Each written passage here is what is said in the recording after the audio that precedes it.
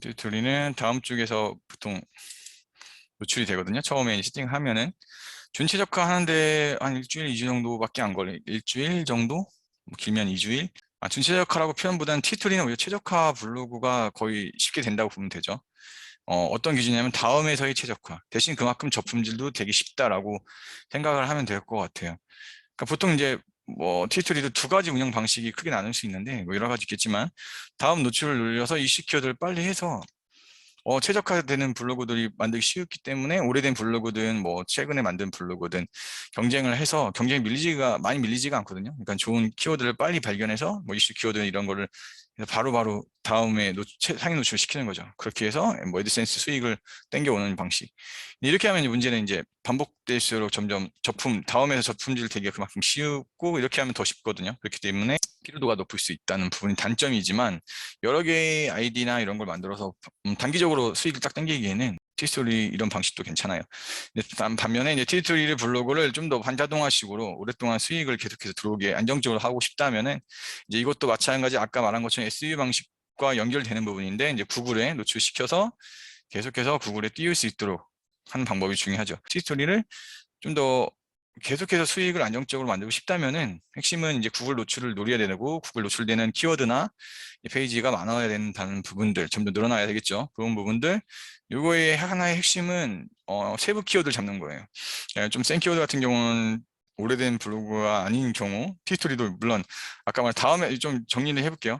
다음에서의 노출에서는 오래된 블로그든 최신 블로그든 최적화가 쉽다. 그래서 경쟁에서 큰 차이가 없다라고 말씀은 물론 약간 차이가 있지만 있고 구글에서는 노출을 시키려면은 어느 정도의 블로그 생성이 돼서 이제 글이 쌓이거나 그리고 지수가 영향을 주는 것 같아요. 티스토리 같은 경우는 그렇기 때문에 글을 계속해서 발행을 해야 되고 그에 대한 블로그 점수, 도메인 점수라고도 하죠. 그러니까 점수, 도메인 점수 유입이 되면서 그거에 대한 활성화, 즉 블로그 지수 같은 경우도 작용이 되는 것 같아요. 결론적으로는 티스토리는 일단은 좀 더 길게 보고 네이버 블로그보다 길게 보고 작업을 해야 되고 다음보다는 구글 노출을 노리고 또는 네이버 노출도 같이 놓을 수 있도록 하면 더 좋고요.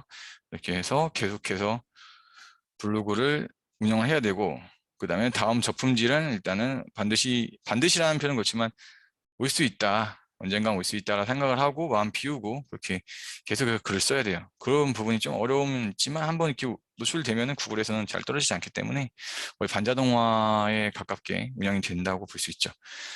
네이버 블로그 같은 경우가 이제 제가 뭐 많이 다루고 많이 얘기를 했지만 저 같은 경우는 현재 이제 T2 블로그도 여러 개 있고 애드센스 받은 거 4개? 4개 정도가 있는데 거의 멈췄어요. 거의 멈추고 2개 정도만 가끔씩 글을 쓰는 정도?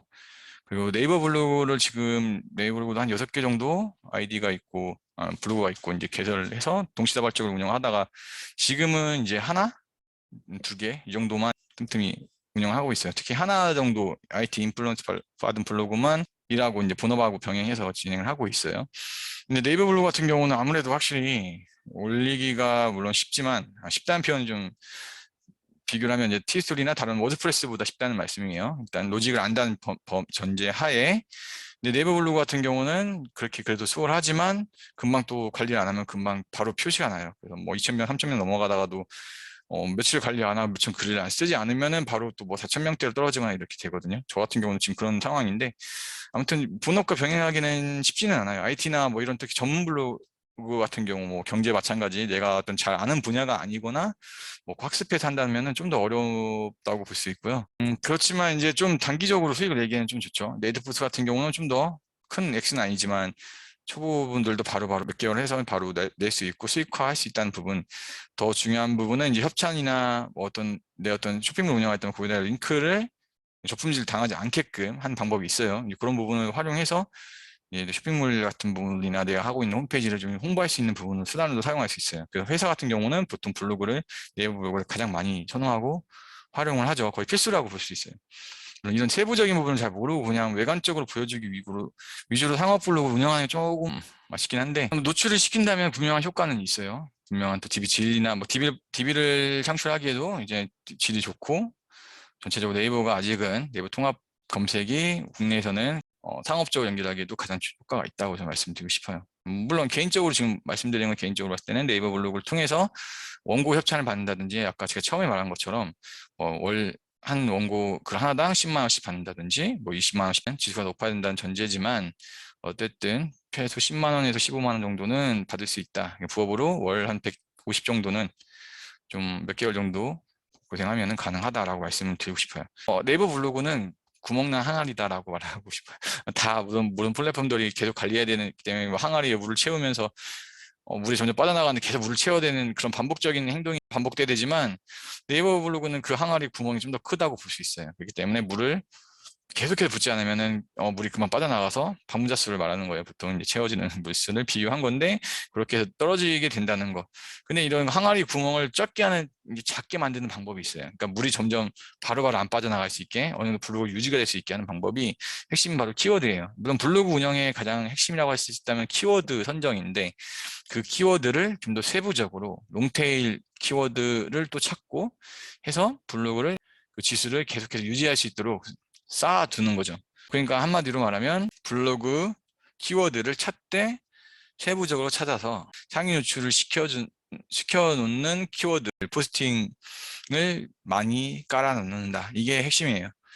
이렇게 하면서 이제 이슈 키워드든 아니면 블로그를 좀 바로 팍팍 올릴 수 있는 그런 키워드를 병행하면서 글을 쓰는 거죠. 나머지 공식들은 사실 비슷하잖아요. 뭐 사진 몇 개, 뭐 영상 몇 개, 뭐 사진이 뭐 직접 찍는 게 좋다.